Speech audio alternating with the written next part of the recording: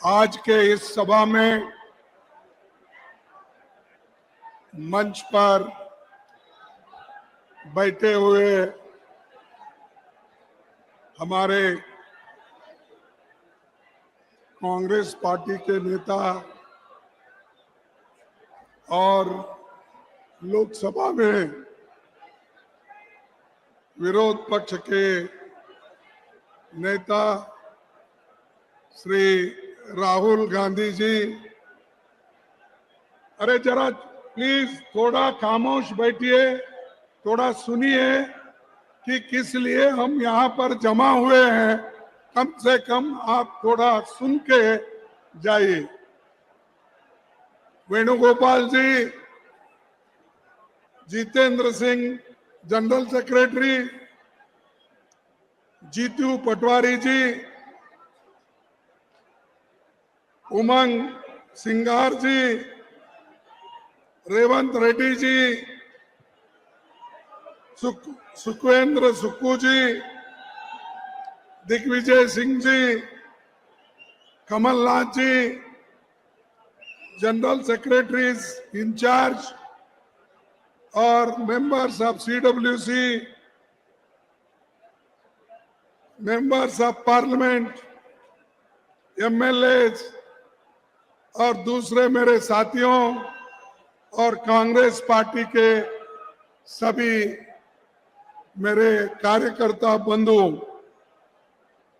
और मीडिया के मेरे दोस्तों, ये आज मऊ में जय बापू, जय भीम, जय संविधान, ये रैली बहुत बड़ी पैमाने पे यहाँ पर हुई है। इसीलिए मैं हमारे मध्य प्रदेश कांग्रेस कमेटी के कांग्रेस भाइयों को और अध्यक्ष को मैं धन्यवाद देता हूं कि ये जो रैली इसलिए बनाई गई, अभी राहुल गांधी जी ने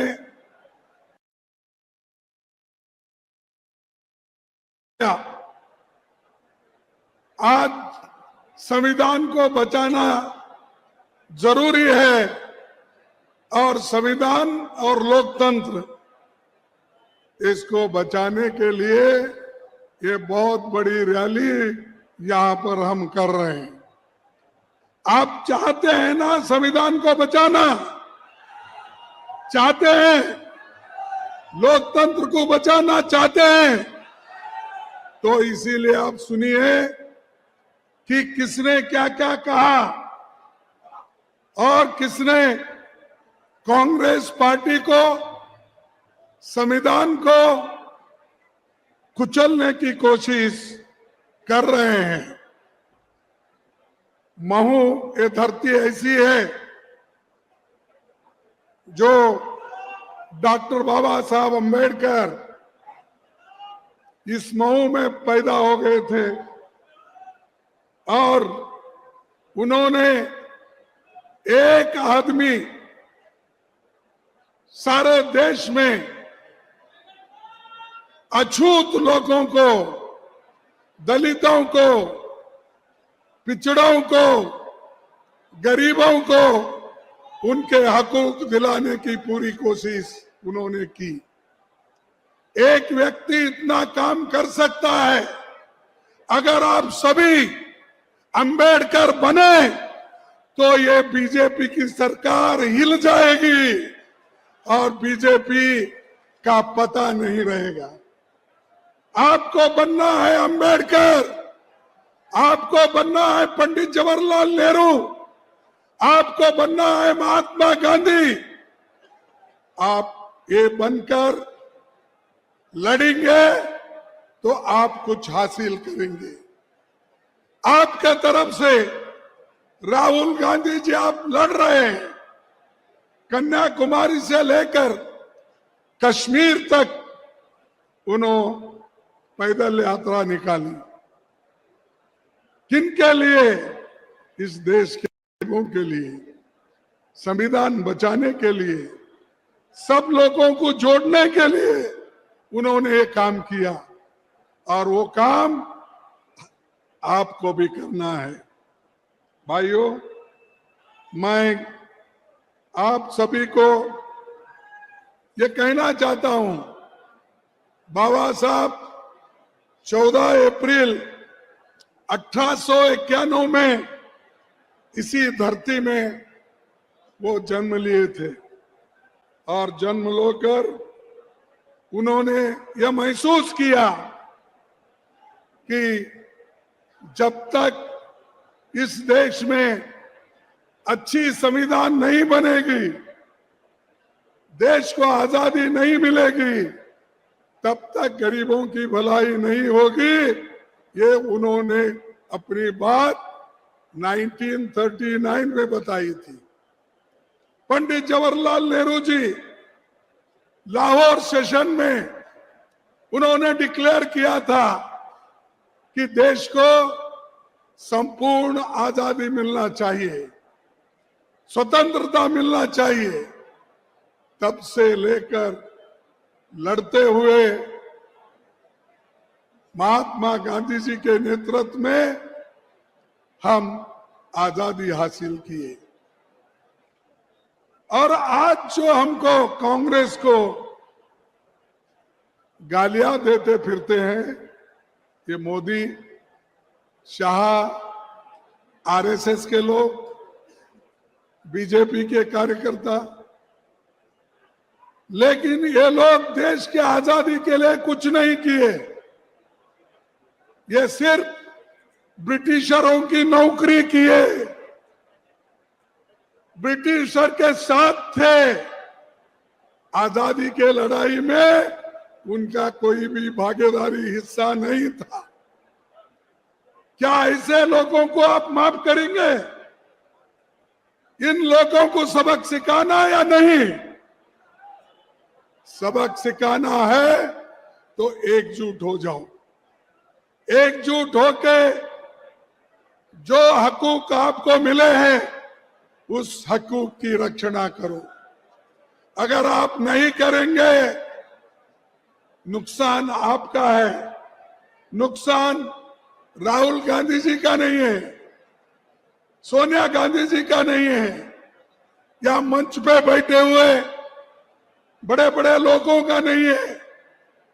नुकसान है दलित, पिछड़ा, आदिवासी, गरीब, इन लोगों का नुकसान है। इधर सोचिए आप। और जब तक अपनी सोच इधर नहीं रखते, तब तक तुमको कोई हकूक नहीं मिलेगा। आज मैं आपसे कहना चाहता हूं कि समाज में लोगों के समानता स्थापित करना, ये बाबा साहब का एक एम था। और उसीलिए उन्होंने बहुत से कानून रचे। उनको संपूर्ण अगर सपोर्ट किसी ने किया, वो पंडित जवाहरलाल नेहरू जी और महात्मा गांधी जी ने किया। वो करने के बाद ही इस संविधान के अध्यक्ष बाबा साहब अम्बेडकर बने। बनकर उन्होंने इस देश को एक बहुत बड़ा देन दी। तो भाइयों, मैं आपसे यही कहने वाला हूं, आप कुछ हासिल करना चाहते हैं, एकजुट होकर मेहनत करना चाहिए। और जब तक आप एकजुट नहीं होते, आपको मंदिर में प्रवेश नहीं मिलेगा। आपको जब आपके बच्चे शादी करके घोड़े पे सवार होके जाते गांव में से, वो अधिकार आपको नहीं मिलेगा। आपको मालूम है पहले मध्य प्रदेश में क्या हुआ था? एक आदिवासी बच्चे के मुंह में पेशाब करके अवमानित किया गया था और शिवराज चौहान साहब उसके पैर धो रहे थे। अरे पैर धोने से कुछ नहीं होने वाला नहीं। जिनके लिए संविधान ने रक्षा दी है उसका इस्तेमाल करो, वो रक्षा दो, तभी कुछ होता है। लेकिन बहुत से लोग आज खास करके धर्म के नाम पर सब जने अपना काम कर रहे हैं। धर्म सबको होना, सबकी आस्था है। हर एक लोग धर्म पे विश्वास रखने वाले वो काम कर सकते हैं, लेकिन धर्म के नाम पे अगर किसी समाज में गरीबों की लूट होती है, शोषण होती है, वो हम कभी बर्दाश्त नहीं करेंगे। हम कभी बर्दाश्त नहीं करेंगे। और महात्मा गांधी जी ने ये कहा था और वल्लभ भाई पटेल ने इनको उस वक्त जब गांधी जी को ये लोग गोली मारे, उनकी मृत्यु किए, तो उस वक्त वल्लभ भाई पटेल, जरा खामोश बैठो भाई, तुम्हारा जोश बाद में दिखाओ। चुनाव में उसमें 4 फरवरी 1948 को एक पत्रकार के सामने उन्होंने कहा, गांधी जी की मृत्यु पर आरएसएस वालों ने जो हर्ष प्रकट किया और मिठाई बांटी, उससे विरोध और भी बढ़ गया। इन हालात में सरकार की आरएसएस के खिलाफ कदम उठाने के अलावा कोई और रास्ता नहीं बचा। ये वल्लभ भाई पटेल बोले। इस आरएसएस को उन्होंने इसको बंद करने का ऑर्डर दिया। वही वल्लभ पटेल के और नेहरू जी के बीच में ये लोग झगड़ा लगाते हैं। अरे भाई, वल्लभ पटेल ने बोला कि जो लोग गांधी जी को मारे, हमारे नेता को खत्म किए, उनको मैं कभी छोड़ूंगा नहीं, वो बैन करूंगा। तो आरएसएस को उन्होंने बैन कर दिया, वल्लभ भाई पटेल। और ये लोग बोलते हैं, आरएसएस के लोग ये बोलते हैं, अभी भी बीजेपी के लोग बोलते हैं। भाइयों, मैं सच बात ये बताना चाहता हूं, नेहरू जी भी बहुत गुस्से में थे। उन्होंने ये कहा था, मैं आपके सामने रखना चाहता हूं। उन्होंने क्या कहा था? हमें मिलजुल कर रहते हुए भीषण सांप्रदायिक के उस विषय का नाश कर देना चाहिए। हमें मिलजुल कर रहते हुए भीषण सांप्रदायिक के उस विषय का नाश कर देना चाहिए जिसने हमारे युग के सबसे महान पुरुष को मार डाला। और एक बार पढ़ता हूं, सांप्रदायिकता के उस विषय का नाश कर देना चाहिए जिसने हमारे युग के सबसे महान पुरुष को मार डाला। उन ताकतों को जड़ से खोदकर उखाड़ फेंक देना चाहिए। ये नेहरू जी का शब्द है, मेरा नहीं। नेहरू जी ने यह कहा और आगे कहा, गांधी जी की हत्या पर समारोह करने वाले लोग, मिठाई बांटने वाले लोग, उनको भारतीय कहलाने का भी हक नहीं है। ये आरएसएस के बारे में नेहरू जी ने कहा। वल्लभ भाई पटेल ने क्या कहा वो भी मैं आपको बताया। तो ये खुद ही देशद्रोही है। आरएसएस, बीजेपी, ये खुद देशद्रोही है और दूसरों को कहते हैं कि ये लोग दूषित हुए। ये मेरे शब्द नहीं है, मैं ये तो इस शब्द वल्लभ भाई पटेल जी का लाया हूं, नेहरू जी का लाया हूं, और सभी ने मिलकर इस देश को जो बनाया उन्हीं को ये लोग गालियां देते, उन्हीं को गोलियां मारे, उन्हीं को खत्म करे। तो इसीलिए आपको सोचना है, संविधान इसलिए बचाना है कि आप जो गरीबी में है, गरीबी के ऊपर आना है।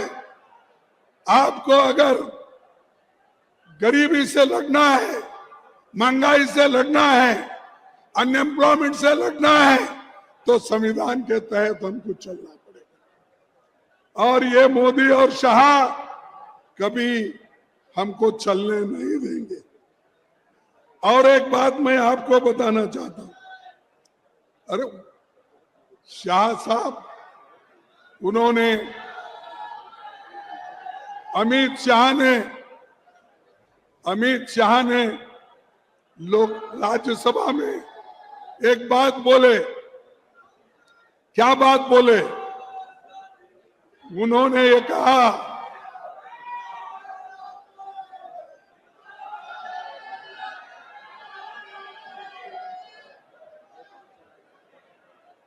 बोलो बोलो और बोलो। अमित शाह ने ये बात बोली, क्या बोले? लोग सब अंबेडकर अंबेडकर अंबेडकर बोलते हैं। अगर तुम अंबेडकर अंबेडकर इतने बार नाम ले रहे हो, उतने ही बार अगर आप भगवान का नाम लेते तो 7 जन्म स्वर्ग में जाते थे। ये है इनकी नीति, ये है बाबा साहब के प्रति उनका गौरव। तो इसलिए आप बच के रहना।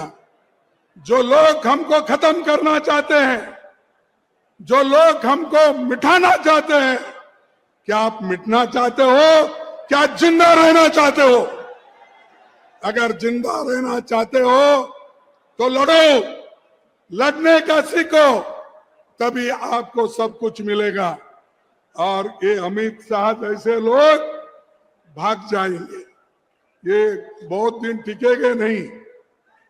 और बाबा साहब जो संविधान दिए, सब लेके चले, सबको देश के लिए लड़े और देश के लोगों को बचाए। उनको ये कहते हैं कि अंबेडकर अंबेडकर कितने बार बोलते हो? इतना नाम भगवान का लेते तो आप 7 जन्म तक स्वर्ग में जाते। अरे भाई, तुम तो इतना पाप किए हो, मोदी जी और शाह मिलके इतना पाप किए हैं, वो 7 जन्म क्या 100 जन्म में भी स्वर्ग में नहीं जा सकते।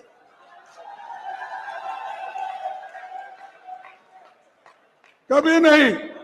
इनको मिलेगा लोगों के शाप से नरकी मिलेगा। और नरक ऐसा बार बार वो हमेशा बोलते रहते हैं, इनको और ज्यादा लोग उनको दिखाएंगे। अब तो राहुल जी और कांग्रेस पार्टी मिलके उनको सत्ता में आने का रोक दिया।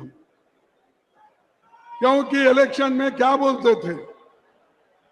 400 पार, अब के बार 400 पार। अरे बाबा, 400 पार वाले तो गए, अब तुम मेजॉरिटी में भी नहीं है, तुमको मेजॉरिटी नहीं मिली, तुम 2 पैर लगा लिए। एक हमारे आंध्रा के चीफ मिनिस्टर क्या चंद्रबाबू नायडू का एक पैर है मोदी को, और दूसरा पैर है बिहार के नीतीश कुमार का। ये 2 पैरों पे ठहरा है मोदी, उसको कोई चुप ऐसा ढकल दो, वो गिर जाने वाला है, ये सरकार गिर जाने वाली है। तो इसीलिए मैं यही कहूंगा कि जो आजादी हमको मिली है, इसको बचा के रखना है। और बचा के रखने के लिए हिम्मत की जरूरत है, एक रहने की जरूरत है और सभी लोग गरीबों को बचाने के लिए आज हमको काम करना। मोदी जी तो बहुत बातें करते हैं, अब इधर इधर तो संविधान को ऐसा लेकर बहुत नमस्कार करते हैं और काम पूरा संविधान के खिलाफ करते हैं। अरे बच्चों का स्कॉलरशिप, पोस्ट ग्रेजुएट बच्चों का स्कॉलरशिप नहीं मिल रहा, एजुकेशन में घोटाला, सिलेबस चेंज, और उनको जो होना आरएसएस के वर्कर्स को आज शिक्षण संस्था में डाल रहे। जो लोग मनुवादी है उन मनुवादी लोगों को वहां पर जगह मिल रही है और वही लोग बोलते हैं कि हम आज मेरिट पे काम कर रहे हैं, अच्छा कर रहे हैं, लेकिन कभी मनुवाद के ऊपर अगर चलेंगे आप, ये गरीबों का सत्यानाश हो जाएगा। इस मनुवाद को खत्म करना है। आप लोगों को एक होकर, नेहरू, बापूजी, जो इंदिरा गांधी जिन उसूलों पे चले, गरीबों के लिए उन्होंने जो काम किया, वो काम आपको आगे बढ़ाना है। ये मोदी के जो झूठे वायदे जो बोलते हैं उसमें मत जाओ। अरे भाई, गंगा में डुबकी लेने से गरीबी दूर होती क्या? आपको खाना मिलता पेट को। मैं किसी की आस्था के ऊपर ठोस नहीं लगाना चाहता हूं। अगर किसी को दुख हुआ तो मैं माफी चाहता हूं, लेकिन आप बताइए, अरे जब बच्चा भूखा मर रहा है, बच्चा स्कूल में नहीं जा रहा है, मजदूरों को मजदूरी नहीं मिल रही है, जब ये है तो ये लोग जाकर हजारों रुपए खर्च करके कंपटीशन पे डुबकियां मार रहे। कंपटीशन में एक डुबकी मारता दूसरा, और जब तक वो टीवी में अच्छा नहीं आता तब तक डुबकी मारते रहते। ऐसे लोगों से देश की भलाई होने वाले नहीं है। हमारी आस्था भगवान में है, कर सकते हैं, हर एक को आजादी है। तुम रोज पूजा करते हो, घर में हर आदमी हर महिला पूजा करके बाहर निकलती है, कोई एतराज नहीं है। हमको एतराज है गरीबों का जो शोषण हो रहा है धर्म के नाम पर, उनके खिलाफ हमको लड़ना है। इसीलिए भाइयों, मैं और एक जो मुद्दा हमारे नेता राहुल गांधी ने उठाया, जातीय जनगणना। ये जातीय जनगणना को आप करवाना चाहिए, ये बहुत फायदे का है।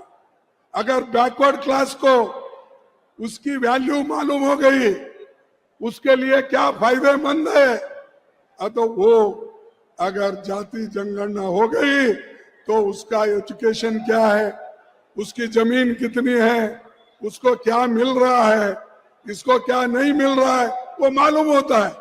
किसी को फंसाने के लिए नहीं, किसी को दबाने के लिए नहीं है, ये गरीबों की भलाई के लिए जाति गणना का जो बीड़ा राहुल जी ने उठाया है वो हमको करना है, उसके लिए लड़ना है, उसके लिए आगे बढ़ना है। भाइयों, मैं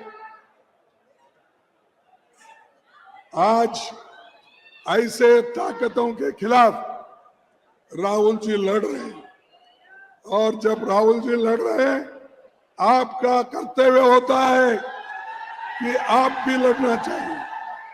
अगर आप नहीं लड़ेंगे, पीछे हटेंगे, तो समझो आपकी हार है, और ये हार हमेशा के लिए रहेगी।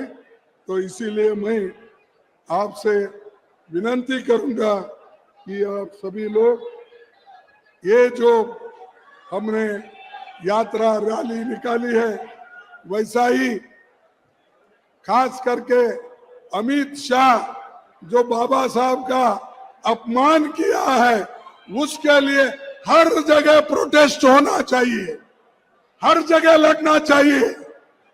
मैं एक बात सुना यहाँ पर कि यहाँ पर सुना जो बाबा साहब अम्बेडकर जिस कम्युनिटी से आते हैं वो कम्युनिटी महार है। वो महार कम्युनिटी को यहाँ रिजर्वेशन नहीं है। वो क्यों नहीं, क्या नहीं, मुझे मालूम है। जो अछूत लोग हैं उनको अगर रिजर्वेशन नहीं मिला तो बड़ा मुश्किल होता। आइंदा जब हमारी सरकार मध्य प्रदेश में आएगी, हम जरूर उनको शेड्यूल कास्ट का दर्जा दिला के रहेंगे। ये गरीबों के लिए, सब गरीब एक होते हैं। तो मैं आप तमाम से ये कहूंगा कि भाई ये गोलवलकर गुरुजी की थ्योरी छोड़ो, सावरकर की थ्योरी छोड़ो, हेगड़ेवार की थ्योरी छोड़ो। आप सिर्फ बाबा साहब अम्बेडकर, नेहरू और बापू की थ्योरी को लेके, आइडियोलॉजी को लेके आप आगे बढ़ो, यही मैं कहता हूं। और एक आपको मैं बात बताना चाहता हूं कि हमारे खुले तौर पर जो ये लोग बीजेपी के हर समाज का अपमान कर रहे हैं, अरे हर जगह मंदिर के नीचे मस्जिद ढूंढ रहे, शिवलिंग ढूंढ रहे। अरे बस करो भाई, जो हो रहा है हो रहा है। कोर्ट भी बोला, सभी लोग बोल रहे, लेकिन सब लोग मिलके आज चंद लोगों को उचका रहे। वो आरएसएस वाले भी बोले कि भाई मंदिर के नीचे, मस्जिद के नीचे शिवलिंग मत ढूंढो, ये खुद ही बोले, लेकिन खुद ही उचकाते हैं। एक तरफ बोलते हैं, दूसरे तरफ उचकाते हैं। तो इसीलिए हमको शांति से रहना है। कोई भी अन्याय अगर करता है, कोई अगर अन्याय करता है, उस अन्याय के खिलाफ लड़ने की शक्ति आप में होना चाहिए। लेकिन इसका जो खास करके बीजेपी आरएसएस फायदा उठा रही है, लोगों को उस्का रही है और हमारे अच्छे कार्यक्रम को, जो संविधान में जो भी हमारे हकूक है, राइट्स है, फंडामेंटल राइट्स है, उनको निकालने का पूरा कोशिश कर रहे। और इधर सुना कि उन्होंने और एक संविधान बनाने का शुरू किया बोल के बीजेपी वाले। अरे वो कुछ नहीं होता। अगर आप एक है तो कोई इस संविधान को बदल नहीं सकता। इसीलिए तो आप लड़ाई लड़ रहे। हम अगर ढीले हो गए, हम अगर कमजोर हो गए तो तभी ये होगा। इसीलिए हमारी संविधान का आज घटते जा रहा है। पत्रकार को, दूसरों को आजादी खतरे में रखने का ये सब चल रहा है। इसको हम सभी ने देखना है।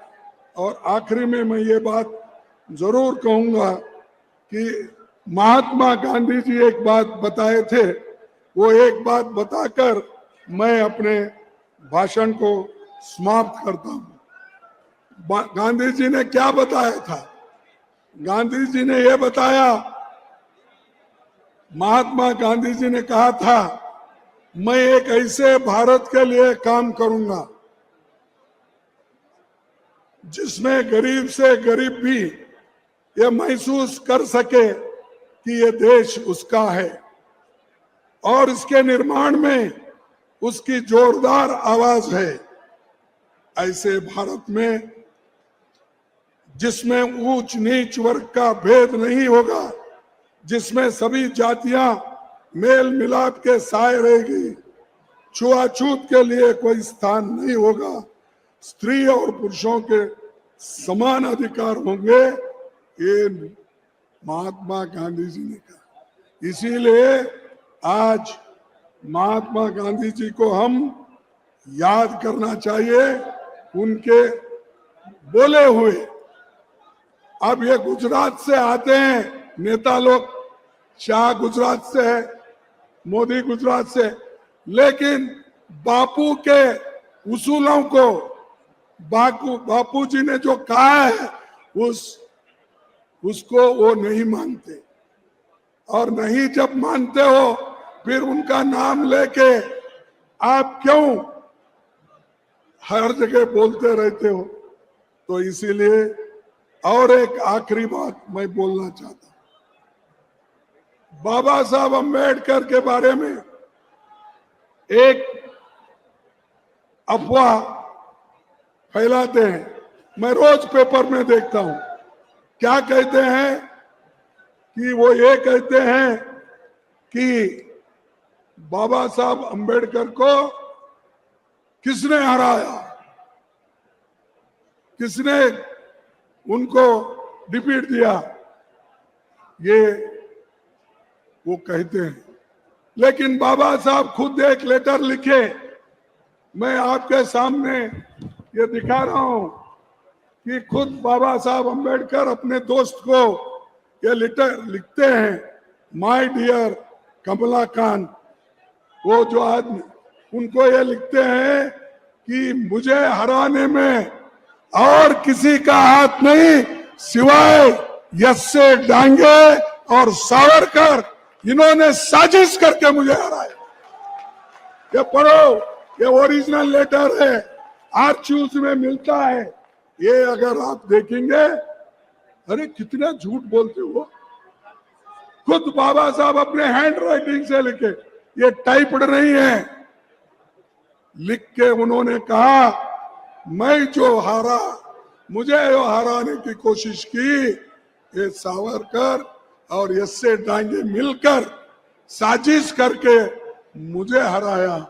इसीलिए मुझे तो दूसरे पार्टियों ने जितना साथ देना था दिए, लेकिन खास करके इन दोनों ने ही मुझे हराने के लिए पूरी कोशिश की, और इसके साथ उन्होंने एस.के. पाटिल का भी नाम लिया।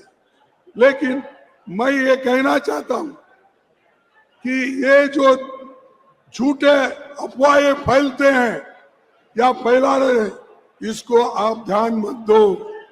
सब कुछ किया कांग्रेस ने किया, सब कुछ किया हम लोगों ने किया, नेहरू जी ने किया, इंदिरा जी ने किया, राजू जी ने किया और कांग्रेस ने किया। बस इसी को आपको आगे बढ़ाना है। इतना कहते हुए मेरे भाषण को समाप्त करता हूं। जय हिंद, जय भीम, जय संविधान।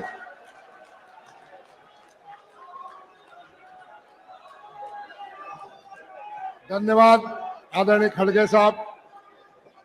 जितने लोग, मैं आपको बता दूं आदरणीय खड़गे साहब, आदरणीय राहुल जी, जितने लोग इस पंडाल में, इस डबल लोग सड़क पे हैं, कहीं 2-2 किलोमीटर की लाइनें लगी महू के चारों तरफ। अब मैं आभार प्रदर्शन के लिए बुला रहा हूं मध्य प्रदेश सरकार के पूर्व मंत्री आदरणीय बाला बच्चन।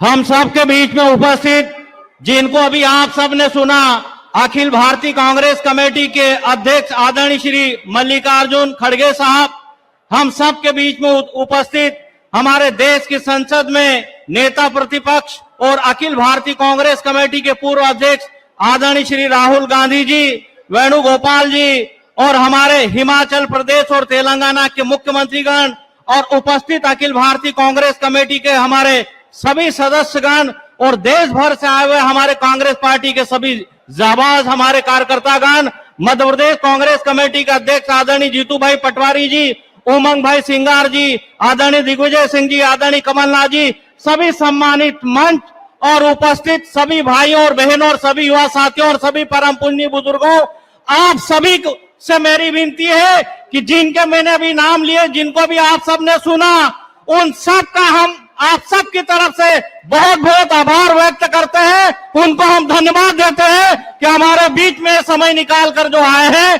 पूरे मध्य प्रदेश और मध्य प्रदेश के आसपास के राज्यों से भी आए हुए हमारे तमाम कांग्रेस पार्टी के परिवार को हम धन्यवाद देते हैं। मध्य प्रदेश कांग्रेस के हमारे सभी विधायकों को और सभी कांग्रेस पार्टी के हमारे परिवार को हम धन्यवाद देते हैं। बहुत बहुत आप लोगों का आभार। कार्यक्रम के आयोजकों को भी हम धन्यवाद देते हैं। आदरणीय राहुल जी को, खड़गे जी को, वेणुगोपाल जी को, सम्मानित पूरे मंच को हम आप सब की तरफ से आभार व्यक्त करते हैं। मध्य प्रदेश कांग्रेस कमेटी की तरफ से आभार व्यक्त करते हैं। मध्य प्रदेश के हमारे विधायकों की तरफ से हम आभार व्यक्त करते हैं। आप सबको बहुत बहुत धन्यवाद। जय हिंद, जय भारत।